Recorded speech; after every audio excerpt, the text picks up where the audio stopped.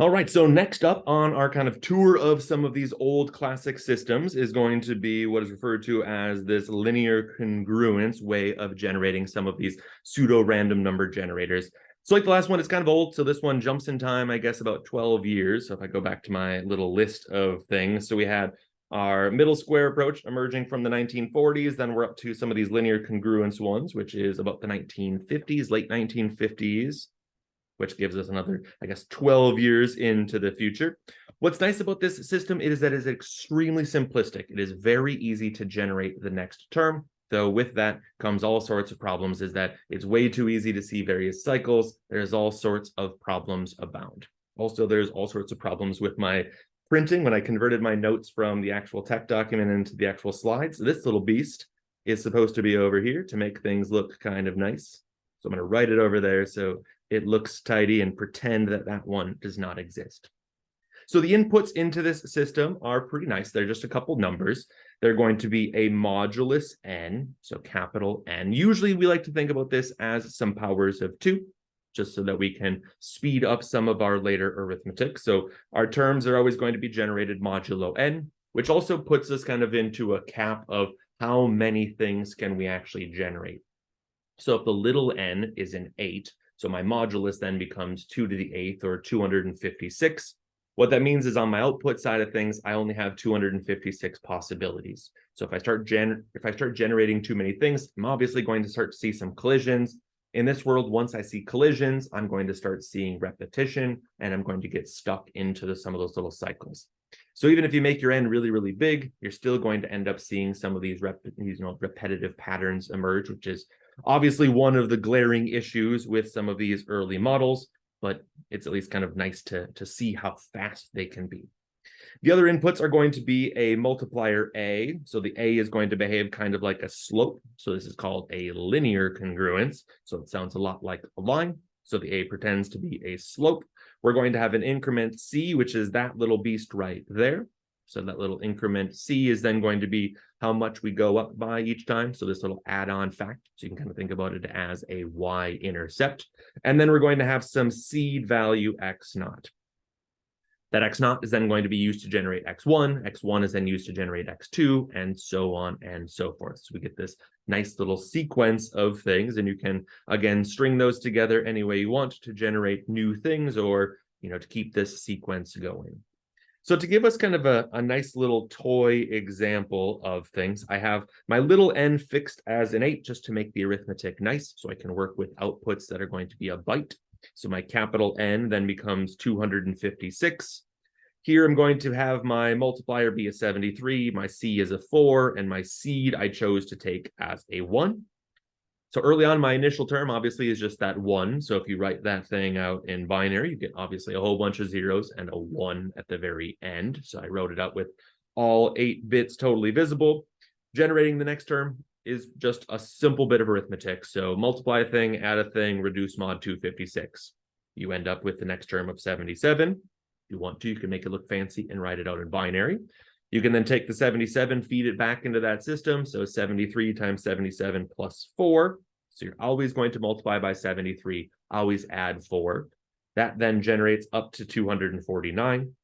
The next one, then you're going to take the 249, multiply it by 73, add 4, reduce modulo 256.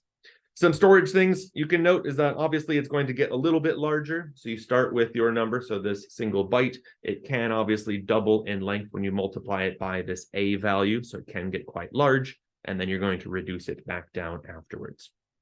As with the last model, there are going to be cycles and things abound. So if I swap over to some of the code, it'll look really boring because it's just a loop of linear things. But I'll showcase it nonetheless.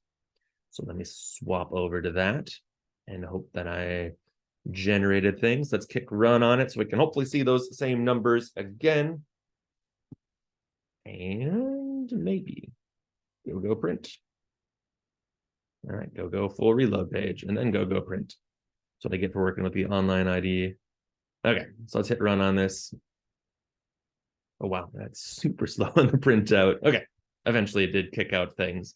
So as before, I'm going to have my seed value, which I'm hand coding, which is obviously a problem in full implementation, but for now it's kind of cute to see. I'll have my multiplier, my increment, my number of bits, which is then going to generate my actual modulus n. So I printed out those things. I have the same kind of stuff that I did before. So I'll have a bin of things that have been seen, as well as a counter.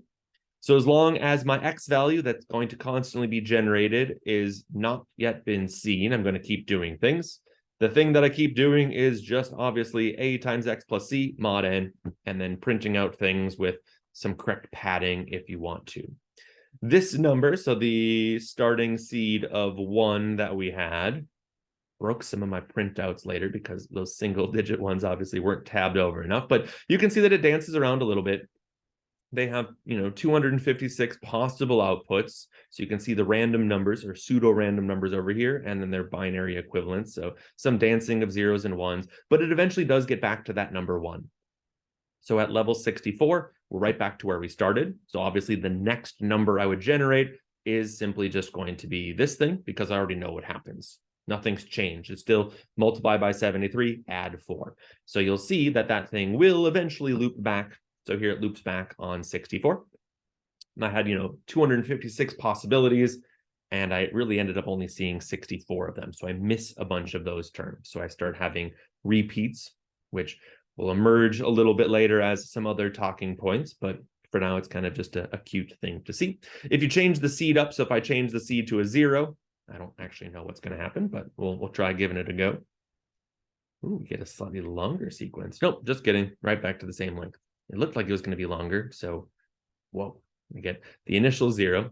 I found out that if I hovered over something like that in Replit and then I hit go again, it creates that weird grayed out thing. So 0, if that's your seed, your first term will always end up being that little c value, just because it's a times 0, and then it's only going to kick out the c afterwards.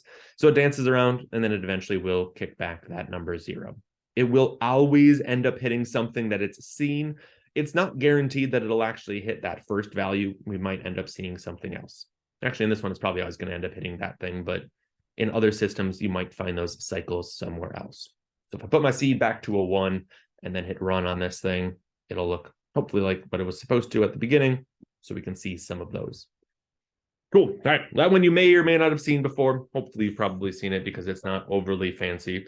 It's just a line mod n over and over and over again, but it is worth at least poking into.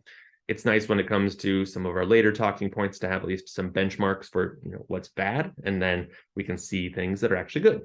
So I'm gonna hit stop on this and we'll march on to our next one, which I think next on the docket is this linear feedback shift registry. At least that's what it looks like from the next tab. So we'll hop into it.